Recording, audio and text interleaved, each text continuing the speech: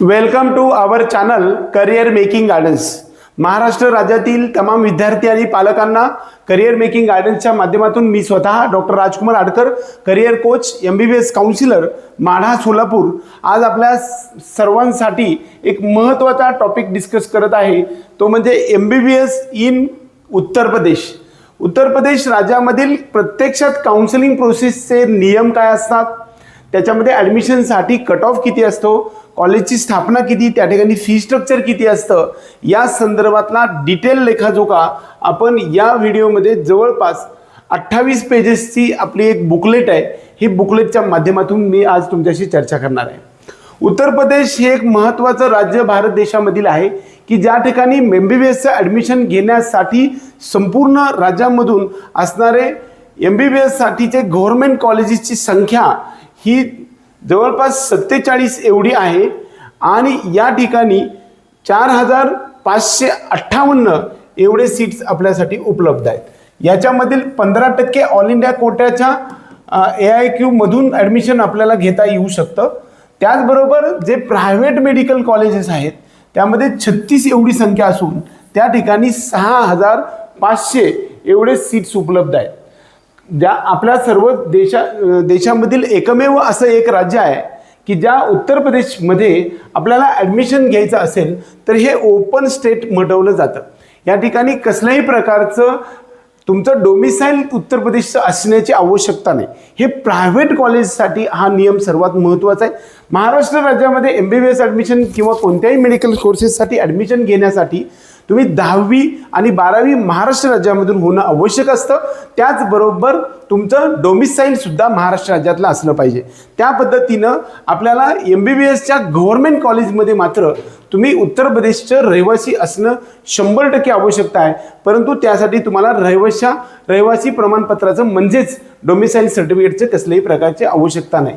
विद्यार्थ्याने 10वी आणि 12वी ह्या दोन्ही परीक्षा उत्तर प्रदेशमधून दिलेल्या असतील तर आणि त्यांची जर समजा डोमिसाईल उत्तर प्रदेशमधील असेल तर गव्हर्नमेंट कॉलेजच्या MBBS कोट्यामधील जवळपास 85% सीट्सच्या स्टेट कोट्यामध्ये तो इलिजिबल असतो। आता आपण प्रायव्हेट MBBS किंवा BDS साठीच्या प्रोसेसच्या संदर्भामध्ये चर्चा करणार आहे की प्रायव्हेट कॉलेजमध्ये MBBS आणि BDS साठी ॲडमिशन घेण्यासाठी उत्तर प्रदेश हे एक ओपन स्टेट आहे आणि या ठिकाणी असणाऱ्या 100% सीट्स ह्या ओपन फॉर ऑल आहेत। या ठिकाणी कसल्याही कॅटेगरीला रिझर्वेशन उपलब्ध नाही।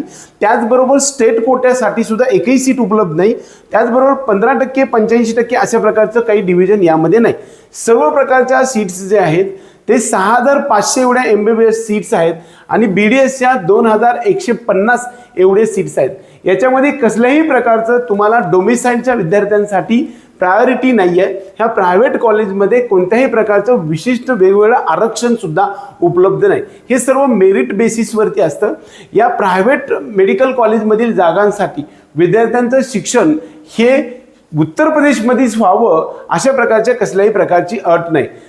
ह्यात सर्वात महत्त्वाचा काउन्सिलिंग प्रोसेसमधील सर्व प्रकारचे जे काउन्सिलिंग राऊंड आहेत ते मात्र ऑनलाईन पद्धतीने होतात आणि थर्ड राऊंडच्या नंतर अपग्रेडची थर्ड राऊंडपर्यंतच अपग्रेडेशन, फर्स्ट राऊंडपासून सेकंड राऊंडपर्यंत, सेकंड राऊंडपर्यंत थर्ड राऊंडपर्यंत आपल्याला अपग्रेड करता येतं आणि पहिल्या राऊंडमध्ये आपल्याला फ्री एक्झिट असते। सर्वात महत्त्वाचा टॉपिक यामध्ये असा आहे, इंग्लिशमधून हे इन्फॉर्मेशन ब्रोशर आहे। गव्हर्नमेंट मेडिकल कॉलेजची संख्या 47 असून 4578 एवढी सीट्स असून प्रायव्हेट कॉलेजेसमध्ये 36 एवढी संख्या असून 6500 एवढे सीट्स आहेत। डोमिसाईलचं कसल्याही प्रकारचं बंधन गव्हर्नमेंट MBBS कॉलेजमध्ये आहे, परंतु प्रायव्हेट कॉलेजमध्ये तुम्ही त्या राज्याचं डोमिसाईल नसेल तरी सुद्धा तुम्हाला ते सीट्स घेता येऊ शकणार आहेत। 6500 सीट्स गव्हर्नमेंट प्रायव्हेट MBBS आणि 2150 एवढे प्रायव्हेट MBBS सीट्स असतात। ऑल इंडिया सर्व प्रकारचे ऑलराऊंड्स असतात ते ऑनलाईन होतात। कोणत्याही प्रकारचा ऑफलाईन राऊंड नसतो। तिसऱ्या राऊंडपर्यंत या ठिकाणी आपल्याला अपग्रेडेशन करता येतं। आफ्टर थर्ड राऊंड अपग्रेडेशन करता येत नाही। आपण आता फार वेळ न घालवता seat matrix for private colleges as follows म्हणजे उत्तर प्रदेश राज्यामधील असणाऱ्या सर्व प्रायव्हेट कॉलेजमध्ये कॉलेजची नावं आणि त्यामध्ये असणारी स्थापना आणि त्या ठिकाणी किती सीट्स उपलब्ध आहेत हे आपण या व्हिडिओमध्ये बनवतोय। हे GS college Hapur, heritage college Varanasi, Hind college Barabanki, Hind college Sitapur, KD Mathura, त्याचबरोबर कृष्णमोहन मेडिकल कॉलेज मथुरा याची स्थापना या ठिकाणी दिलेली आहे. 2017ची स्थापना, या ठिकाणी 250 सीट्स आहेत. बऱ्यापैकी सर्व कॉलेजेसमध्ये आपल्याला 250 किंवा 150 सीट्स आहेत. एका ठिकाणी हे मेरठचं कॉलेज सुभारती कॉलेज आहे, या ठिकाणी मात्र आपल्याला 100 सीट्स असताना पाहायला मिळत आहेत. त्याचबरोबर सर्व कॉलेजेसची संख्या ही 31 एवढी सर्वांसाठी ओपन आहे. मायनॉरिटी मेडिकल कॉलेजेसमध्ये ओपनला 50% आणि मायनॉरिटी कॉलेजमध्ये मात्र 50% सीट्स मायनॉरिटी स्टुडंटसाठी असतात. त्याच्यामध्ये career institute of medical sciences Lucknow हे मुस्लिम मायनॉरिटीसाठी 2011 सालीची स्थापना झालेलं 150 कॉलेजचं सीट्स आहे. या ठिकाणी 50% सीट्स म्हणजे 75 एवढे सीट्स आपल्याला मुस्लिम मायनॉरिटीसाठी आहेत आणि 50% सीट्स हे आपल्या सर्वांसाठी उपलब्ध आहेत. त्यानंतर एरा मेडिकल कॉलेज लखनौ हे सुद्धा मुस्लिम मायनॉरिटीचं कॉलेज आहे. त्यानंतर FH integral institute medical sciences Muslim minority. त्याबरोबर तीर्थंकर महावीर मेडिकल कॉलेज मुरादाबाद जैन मायनॉरिटीचं कॉलेज आहे. या ठिकाणी सुद्धा जैन मायनॉरिटीसाठी आपल्याला 50% सीट्स आहेत आणि ओपन फॉर ऑलसाठी 50% सीट्स उपलब्ध आहेत. या ठिकाणी 150 सीट्स उपलब्ध आहेत. त्यानंतर सुभारती मेडिकल कॉलेज मेरठ बौद्ध मायनॉरिटीचं हे कॉलेज आहे. 1996 सालीची स्थापना आणि 100 सीट्स या ठिकाणी उपलब्ध आहेत. आपण यानंतर सर्वात महत्त्वाचा टॉपिक डिस्कस करणार आहे, ते म्हणजे उत्तर प्रदेश या राज्यामधील कॉलेजेसमध्ये फी स्ट्रक्चर कसं आहे. यामध्ये सर्व प्रकारच्या फी स्ट्रक्चरमध्ये आपण जर चर्चा करायला गेलो तर ॲन्युअल फीज खूप वेळा विद्यार्थी आणि पालकांमध्ये या ठिकाणी फीजच्या संदर्भामध्ये एक शंका असते आणि त्यानंतर आपण कट ऑफ पण पाहणार आहे. प्रत्येक कॉलेजमध्ये पाहायला गेलं तर एक ॲन्युअल फीज आपण या ठिकाणी पाहतो आहे. त्याबरोबर हॉस्टेल आणि मेसची सुविधा असण्यासाठी नॉन AC आणि AC, त्याचबरोबर सिक्युरिटी डिपॉझिट मात्र सर्व कॉलेजमध्ये 3 लाख रुपये, म्हणजे ही फीज तुम्हाला 11 लाखापासून ते 18 लाखापर्यंत आहे. परंतु 18 लाखाचं रोहिलखंड मेडिकल कॉलेज बरेली आहे. त्याचबरोबर बऱ्यापैकी 11 ते 12 लाख रुपये असणारे फीजचे कॉलेजेस आहेत. परंतु या सगळ्या ठिकाणी जवळपास 2.25 लाख रुपये हे हॉस्टेल आणि मेस सरासरी सगळीकडे आहे आणि जर AC व्हायचं असेल तर 2 लाख रुपये फीज आपल्याला भरावी लागणार आहे. 11 लाखापासून ते 15 लाखापर्यंत फीज उपलब्ध आहे आणि या ठिकाणी मात्र डिपॉझिट मात्र आपल्या सर्वांना भरावं लागणार आहे. एकंदरीत सर्वांसाठी 3 लाख रुपये डिपॉझिट भरावं लागणार आहे. त्याचबरोबर मिसलेनियस चार्जेस म्हणून सुद्धा आहे. 94,160 आपल्याला सगळीकडे भरावं, म्हणजे फी स्ट्रक्चरमध्ये 1 लाख रुपये ते वाढवायचे आणि पहिल्या वर्षी मात्र डिपॉझिट 3 लाख रुपये आपल्याला भरायचं आहे. या काउन्सिलिंग प्रोसेसमध्ये सर्वात हायेस्ट फी या ठिकाणी 18 लाख रुपये आहे. ह्याचं मेरिट खूपच कमी असतं, अगदी 200 मार्कापर्यंत सुद्धा असतं. तीर्थंकर कॉलेजचं सुद्धा 200-250च्या आसपास मेरिट असू शकतं. यामध्ये जर आपल्याला भाग घ्यायचं म्हटलं तर आपल्याला उत्तर प्रदेश राज्यामधील काउन्सिलिंग प्रोसेसमध्ये भाग घेण्यासाठी राऊंड 1, राऊंड 2, राऊंड 3 आणि स्टे वेकेन्सी राऊंड ह्या 4ही राऊंडमध्ये आपल्याला फ्रेश एंट्री करता येऊ शकते आणि त्या ठिकाणी 2 लाख रुपये डिपॉझिट भरावं लागतं आणि डिपॉझिट भरून नंतर 2 लाख रुपये तुम्हाला फीज भरावी लागते आणि BDS साठी आपल्याला 1 लाख रुपये डिपॉझिट आणि 2,000 रुपये फीज भरावी लागते. म्हणजे 1,02,000 रुपये भरले तर तुम्हाला फक्त चॉईसेस BDS साठी येतील आणि 2,02,000 भरले तर मात्र तुम्हाला चॉईसेस आपल्याला MBBSचे येणार आहेत. आता आपण कट ऑफमध्ये पाहायला गेलं तर KD मथुरा हे कॉलेजचं 3rd राऊंडपर्यंत 444, गेल्या वर्षीचा 2025 साठी प्रायव्हेट मेडिकल कॉलेजचा कट ऑफ आहे आपल्याला. इकडे 431 हे जे कॉलेज आहे प्रयागराज, हिंद सीतापूर 427. राऊंड 3 नंतर सुद्धा या ठिकाणी कट ऑफ कमी होऊ शकतो. सर्वात कमी कट ऑफ आपण इथं पाहूया.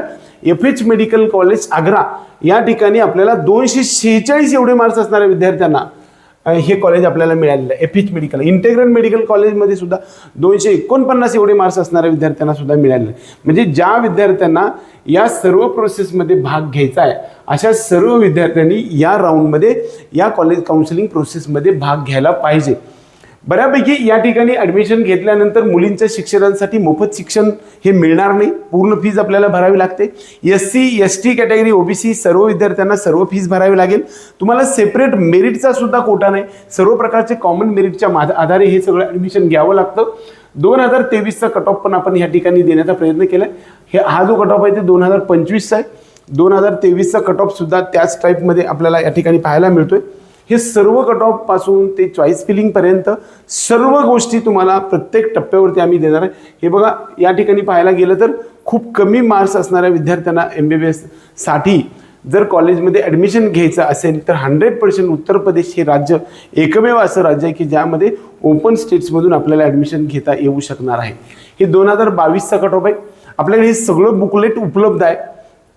ज्या विद्यार्थ्यांना आपल्या पेड काउन्सिलिंग प्रोग्राममध्ये यायचं आहे त्या विद्यार्थ्यांना अगदी 200-250 मार्क्स असतील तरी सुद्धा हे बघा, FH मेडिकल कॉलेजमध्ये एका सकाळी 101 मार्काला सुद्धा हे मार्क्स मिळाले. 94 मार्काला FH मध्ये सुद्धा आपल्याला मुस्लिम मायनॉरिटीच्या मिळालेलं होतं. म्हणजे आता तो काळ बदलून गेलाय.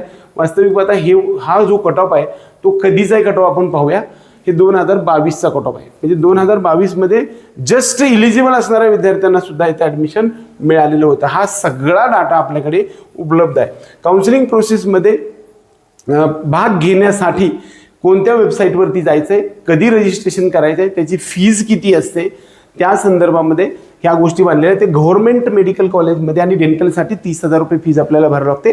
प्रायव्हेटमध्ये मात्र 2 लाख रुपये भरावं लागते आणि प्रायव्हेट कॉलेजमध्ये मात्र डेंटलसाठी 1 लाख रुपये डिपॉझिट भरावं लागतं. हे डिपॉझिटची रक्कम आहे आणि 2,000 रुपये आपल्याला सर्वांसाठी फीज भरावी लागते.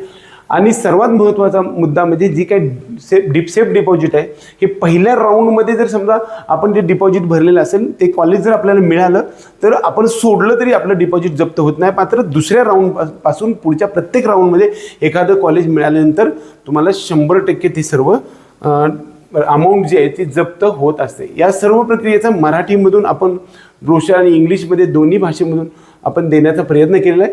राऊंड 1, 2, 3 मध्ये नोडल अधिकाऱ्याला भेटावं लागतं. त्याची फीज ऑनलाईन पद्धतीनं RTGS करावं लागते. नंतर पुढच्या कॉलेजमध्ये जावं लागतं.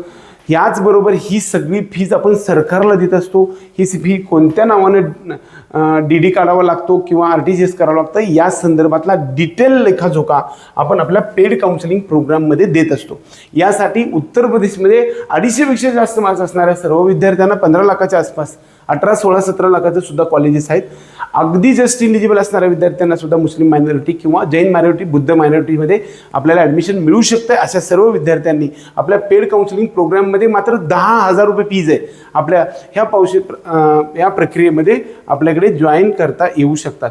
सिक्युरिटी अमाऊंटच्या संदर्भातले सर्व रूल वगैरे आपण ह्यामध्ये मांडण्याचा प्रयत्न केलेला. आपल्या सर्व बॉन्डच्या संदर्भामध्ये आपण जर माहिती घ्यायची म्हटलं तर कसल्याही प्रकारचा बॉन्ड प्रायव्हेट कॉलेजमध्ये नसतो. डॉक्युमेंट्सच्या संदर्भामध्ये हे सगळे रिक्वायर्ड डॉक्युमेंट्स ॲडमिशनसाठी आहेत.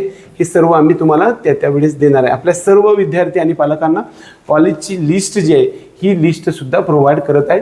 टॉप टू बॉटम कॉलेजची लिस्ट आपल्याकडे उपलब्ध आहे. आपल्या सर्व विद्यार्थी आणि पालकांना उत्तर प्रदेशमध्ये MBBS करण्यासाठी ज्या ज्या विद्यार्थ्यांना आपल्या पेड काउन्सिलिंग प्रोग्राममध्ये यायचं आहे असे विद्यार्थी आपल्या पेड काउन्सिलिंग प्रोग्राममध्ये येऊ शकतात. त्याचबरोबर ज्या विद्यार्थ्यांनी आजपर्यंत विद्यार्थी आणि पालकांनी आपला हा व्हिडिओ पाहिल्यानंतर हा आवडला तर व्हिडिओ लाईक करा. त्याचबरोबर आपल्या चॅनलला सबस्क्राईब करायला विसरू नका. एवढंच या निमित्ताने. जय हिंद, जय महाराष्ट्र.